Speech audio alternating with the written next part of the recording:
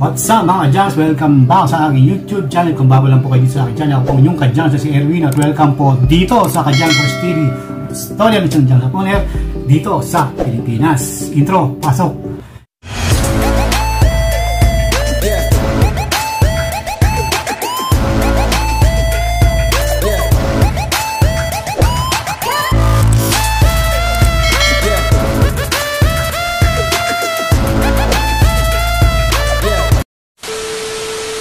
In today's video mga dyan, video to para sa mga bago at nagsisimula pa lang o gusto pasukin ang pagja-jam shop.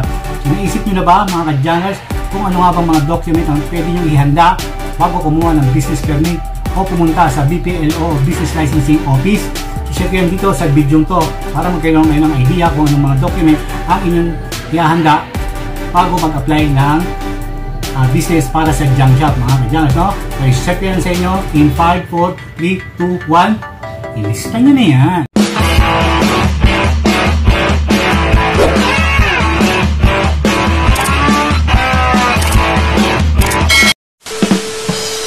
At ang una yung mga kadyaners na ihanda na document ay yung barangay permit o barangay clearance. Hihingi kayo yan sa inyong barangay.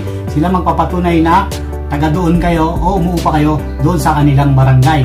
And doon nila rin malalaman kung pwede kayo magtayo ng jam shop doon. Importante yun, lalong-lalo na sa mga mangungupahan doon sa kanilang lugar na ipapaalam sa kanila na nangungupahan kayo at kung pwede kayo magtayo ng jam shop doon. Yun ang una yung ihanda na document sa pag-apply ng business permit. At ang pangalawang documents na inyong ihanda mga kadyaners ang inyong sedula. Ang sedula ng owner at yung sedula ng at least 3 tao na i-representa nyo na meron kayong mga helper. Mga kadyaners, halimbawa cashier, helper at driver. Yun ang mga halimbawa na kailangan meron din silang document yung mga katrabaho mo o helper nyo mga dyan sa pagbi-business ninyo. So sana naunawaan ninyo ako. So kailangan din nila ng ID at sedula nila at syempre yung barangay clearance nila na pwede silang magtrabaho sa inyong negosyo mga dyan. So yun, sana naunawaan ninyo ako. So punta na tayo sa pangatlo na document na inyong handa dito sa pag-apply ng business permit. At kung mga dyan, yung pangatlo natin ay yung DTI. So mag-apply kayo yan sa inyong lugar, So halimbawa, dito ako sa San Juan, nag-apply ako niyan sa Ortigas. Kasi yung DTI dito sa Ortigas, lumipat na ng Cubao.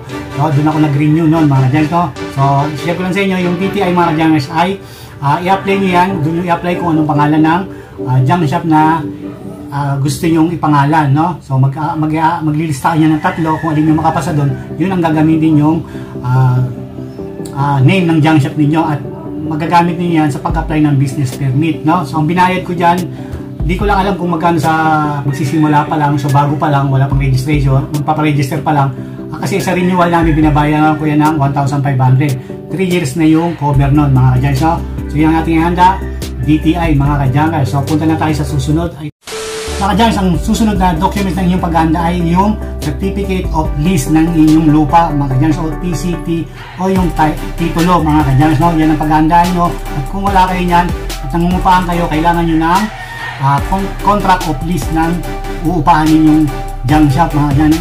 Importante yan, mga kadyaners, yung document na to, yung Certificate of Lease o TCT o title ng lupa. At kung nangungupahan kayo, kailangan nyo ng contract of lease niyan, mga kadyaners, Kung wala kayo niyan at meron kayo ng mga barangay permit, sedula at ng DTI, pag wala kayo ng contract ng lease o titulo o certificate of lease, kung wala kayo niyan, mga kadyaners, mababaliwala lahat ng in-apply ninyo. So importante ito kasi ito yung nangyari sa akin kaya hindi nila ako binigyan ng permit, So ano pa yung mga document na kailangan nila para sa title, So ang nakalagay dito ay yung kailangan nila ng certificate of lease, contract of lease, at saka yung tax declaration. So kami meron lang kaming tax declaration na napatunay na kami ang nagbabayad ng amilyar doon sa jam shop namin. So 1983 pa kami ron. So doon kami nagkaroon ng problema. So kaya hindi kami nakapag-renew, mga kadyaners, ng renewal for jam shop business. So ang nirepresenta lang namin ay yung tax declaration. So hindi nila nakalagay ito sa ano nila, nakalagay ito sa application form nila na kailangan ng kahit at least tax declaration. So, nirepresenta namin yan doon sa kanila, pero ayaw nila tanggapin. Siyempre, alam mo na, ayaw nila kami pag-renewin, kahit yung tax declaration na meron na kami, siyempre, tax declaration, kami yung naka-possession doon, so doon kami nagkaroon ng problema. Nagbigay kami ng tax declaration dahil yun lang naman inaano namin, so ngayon ayaw nila tanggapin yun. So alam nyo na kung bakit ayaw tanggapin, no? So yun, pero importante yan sa pag-apply ng junk shop, no? Na-share ko lang yung naging problema namin doon sa junk shop, kaya hindi kami makapag-renew dahil nga lang dito sa hinihingi nilang nilang document, no? Ayaw nila tanggapin yung tax declaration namin. Gusto nila hanapin yung tunay na may-ari nun.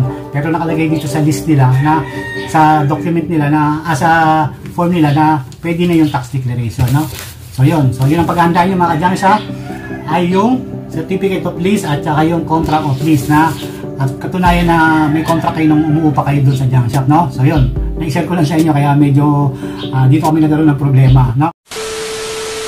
At mga ka-junks, kung kumpleto na kayo ng 4 na nabanggit ko na importante na document na hahanapin nila sa inyo, pwede na kayong pumunta sa inyong City Hall at para mag-apply ng business license para sa inyong junk shop.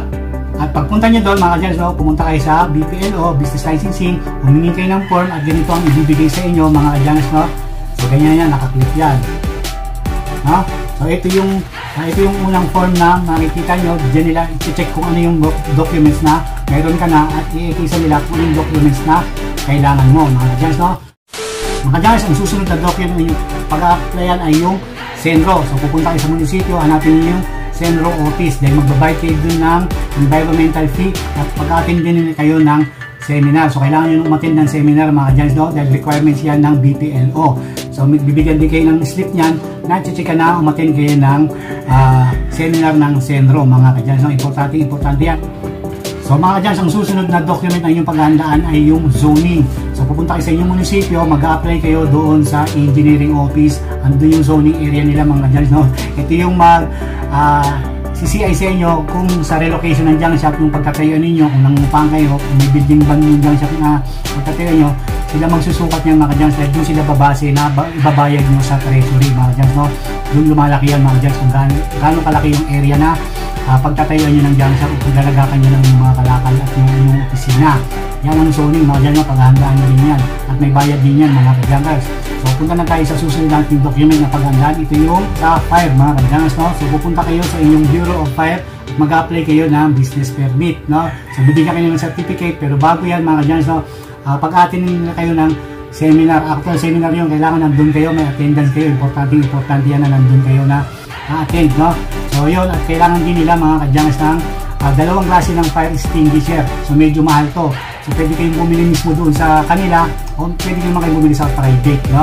So kung ano yung makakatulong sa inyo, pero alam ko mas makakatulong sa inyo sa kanila kayo bumili sa umpisa, bago pa lang kayo, para makikilala nila kayo, no? Alam mo na. So yun, kailangan nila ng dalawang fire extinguisher na requirements, no? Ito yung blue at yung red na fire extinguisher, isang chemical at saka yung para sa apoy lang mga dyan, no? Meron kasing fire extinguisher na para sa chemical at meron para sa apoy. So kailangan yung mag-produce nyan, yung red and blue mga ka-junkers.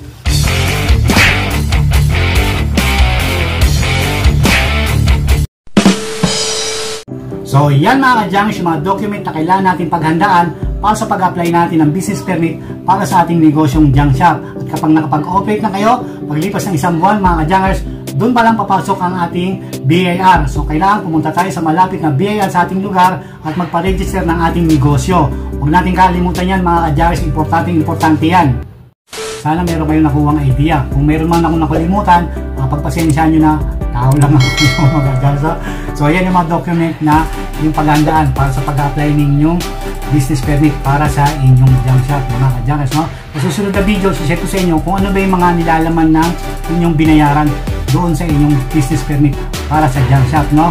I-share ko yan sa inyo kung ano yung nilalaman yan. So i-share ko sa inyo yung mga binayaran ko nung bago kami, yung renewal namin. Binayaran kasi namin yung bago kami nila, hindi kami pinayagan na mag-junk shop dahil sa requirements namin doon sa location mga ka-junks, no? So yun, sinare ko lang sa inyo yung naging problema ko. Baka kasi magtanong kayo, nag-ano ako ng permit pero wala akong permit, no? So yun, so yung mga document na yan, importante yan, paghandaan ninyo yan at magastos yan mga ka-junks, no? So bigyan ko na rin kayo ng idea nung nagbayad kami ng renewal, nag-range yung binayaran naming permit para sa isang taon, nagbabayad kami dyan ng 20,000 pataas. So nagbayad kami niyan 22,000 pataas yan. Bukod pa yung mga fee ng mga bawat departamento ng munisipyo. Bukod pa yun mga kadyangers, no? So pagandaan ninyo yan. So malaki-laki yan mga kadyangers, no? So depende pa rin yan mga kadyangers, no? Laki niyan dahil dun sa zoning, sa lawak ng paghahanuan nyo. Paglalaga ka nyo ng mga kalakal. Number 1 yan, dun din sila kumukuha ng yung price nung fee, nung gano'n, parang gano'n, yun lang nga yun, no? So yun, sana may napulot kayo dito sa video natin ginawa mga kadyangers, no? So sana nagustuhan natin video for day. So mga kadyangers, no, pakishare naman natin video para umabot naman sa iba mga kadyangers, no? So yun, sana may natutunan kayo, may nakuha kayong natutunan, no? Sana may natutunan kayo, so yun. So sana gusto niyo ating video for today. Kung nagustuhan niyo naman, pakilike naman. Kung hindi pa kayo nakasubscribe, syempre dito sa ating channel, click yung subscribe button, hit notification bell para ma-update po kayo sa mga bagong i-upload ko pa mga video. So muli, ako ang inyong kadyangers na si Erwin. Kita kita sa susunod. See you on my next vlog. Bye bye mga kadyangers. Peace out.